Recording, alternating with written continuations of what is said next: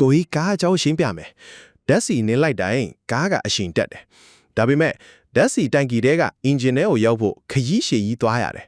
ဒီခရီးတစ်လျှောက်မှာတနေရာရာပြတ်ရင်ကားကဆက်မနိုးဘူးအားနေတယ်မောင်းနေရက်သွားတယ်ဒါဆိုလောင်စာစီစနစ်ဘယ်လိုလုပ်တယ်လဲလောင်စာစီစနစ်မှာ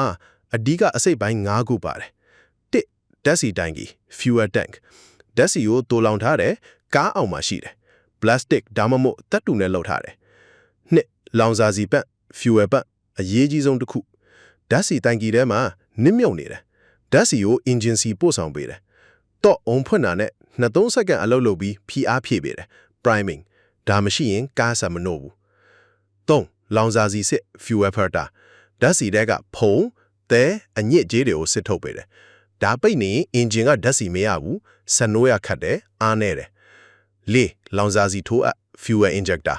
ဓာတ်စီကိုအမှုံမွားလေးတွေဖြစ်ပတ်ဖြန်းပေးတယ်လေနဲ့ဓာတ်စီကောင်းကောင်းရောဆက်ဖို့အတွက်အရေးကြီးတယ်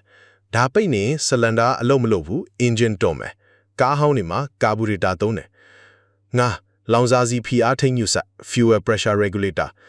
engine သွားတဲ့ဓာတ်စီဖိအားကိုပုံမှန်ဖြစ်အောင်ထိန်းပေးတယ်ဖိအားများရင်ဓာတ်စီပိုကုန်မယ်နည်းရင်အားနေမယ်လောင်စာစီစနစ်ပြတ်တဲ့လက္ခဏာများ fuel ပန့်ပြတ်ရင်တော့အုံးဖွင့်တဲ့အခါဘုံအတမပါဘူးဆက်မနိုးဘူး fuel filter ပိတ်ရင်ဆက်နိုးရခတ်တယ်အရှိန်ပြင်းပြင်းနေရင် engine ရက်သွားတယ် fuel injector ပိတ်ရင် engine တွန်းတယ်အားနေတယ် check engine မီးလင်းမယ်ဒါဆိုမေးခွန်းတော့ကိုအုံးဖွင့်လိုက်ရင် fuel ပန့်ကဘယ်လောက်ကြာအောင်လုပ်တယ်လဲအဖြေက2-3စက္ကန့်ပါဒါကို priming လို့ခေါ်တယ်ဓာတ်စီလိုင်းနဲ့ဖိအားဖြည့်ပေးတယ်ဒီအတန်မကြားရင် fuel ပန့်ပြတ်နေပြီနေ့စဉ်9မိနစ်စာကိုကြီးတို့နဲ့အတူလေ့လာပြီးတငယ်ချင်းတွေကြားမှာကားဆရာကြီးဖြစ်လိုက်ပါ